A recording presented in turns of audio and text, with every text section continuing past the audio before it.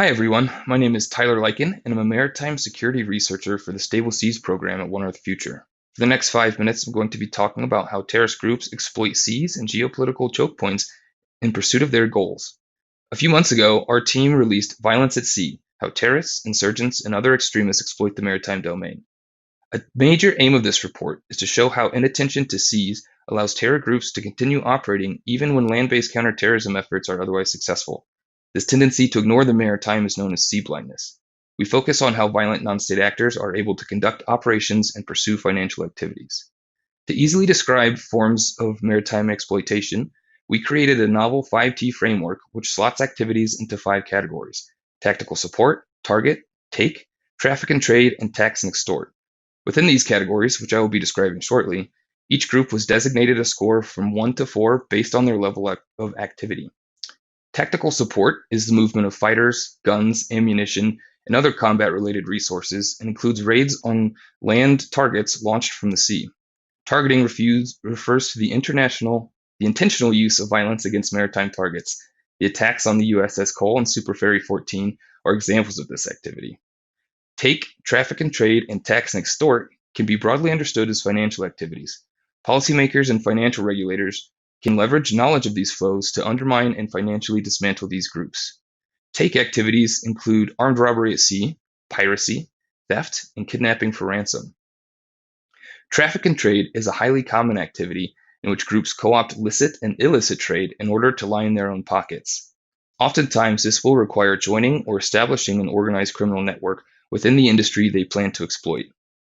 Tax and extort involves obtaining payment through force or coercion. Many of the victims for this scheme are land-based businesses involved in maritime industries. In our report, we detailed how 43 different groups use these activities in 3 distinct maritime regions. Today, I'm going to focus specifically on Houthi activities in the Western Indian Ocean region and the incredibly important Bab el-Mandeb Strait. Founded in 1992, the Houthis are a Shiite Muslim military and political movement with an anti-American, anti-West, and anti-Semitic stance. Their operations center on Yemen, and in recent months they have been highly active near the crucial port city of Hodeidah. The map on this slide shows Houthi-related fatal events from 2015 to 2020. The graphic on the left shows the composite score for the Houthis across all 5 categories. I'd like to point out that the 4 in target is unique to the Houthis. No other group of the 43 we researched was this active in targeting maritime vessels. The graph on the right shows that the average distance from the shore for fatal events has increased over time. Yemen's coastline covers 1,200 miles and butts against the Arabian Sea, the Gulf of Aden, and the Red Sea. The extensive coast has given Houthis ample maritime territory that they have used to transport arms and materials to equip their fighters. The short distance between Yemen and Somalia facilitates these shipments. Smugglers apprehended in May 2020 have admitted smuggling arms for the Houthis since 2015. Originally fishermen with maritime skill sets, the smugglers were flown to Iran to receive specialized training to help them remain undetected. Many of the trade routes used by the Houthis run along traditional lines for maritime commerce, making it difficult to identify and intercept smugglers. The Houthis are extraordinarily active in attacking maritime targets. The Bab el-Mandeb Strait is located in the Red Sea off the western coast of Yemen. This strait sees a significant amount of global trade pass through it every year, including major hydrocarbon shipments. As of August 2019, the Houthis had carried out 22 maritime attacks, 15 of which have occurred in the Bab el-Mandeb Strait. From Yemen's coast, the Houthis have targeted both civilian shipping vessels and Saudi warships. The Houthis have a wide and diverse set of weapons, including multi-ship anti-ship missiles, remote-controlled drone boats filled with explosives, and even sea mines, which you can see here on the left. The proximity that facilitates the Houthis to target vessels for attacks has also allowed them to commit armed robbery at sea.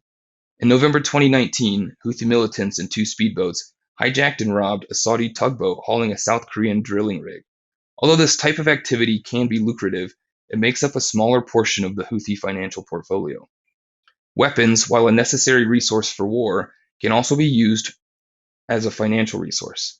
A 2019 UN report found that while land seizures are rare, the illegal trade of weapons for cash is often conducted over maritime routes to Yemen before entering the African market. In 2013, a U.S. Navy vessel interdicted a vessel with rockets, missiles, and high explosives.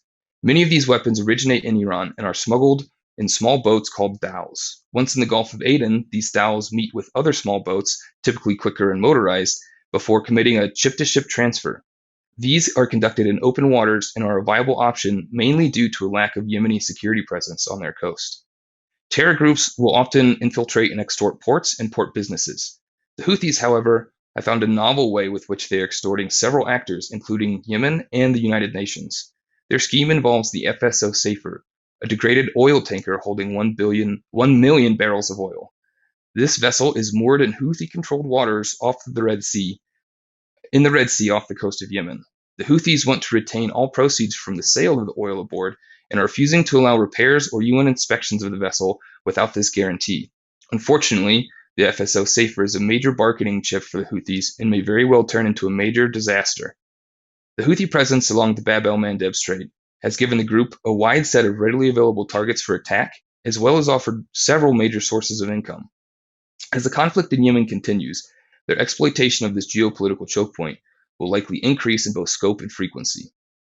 Houthi exploitation and predation of the Bab el-Mandeb Strait has been essential for their operations and survival, and other maritime checkpoints can serve violent non-state actors in much the same way. In order to successfully defeat these groups, counterterrorism efforts must take on a more inclusive, maritime attentive strategy. Thank you very much.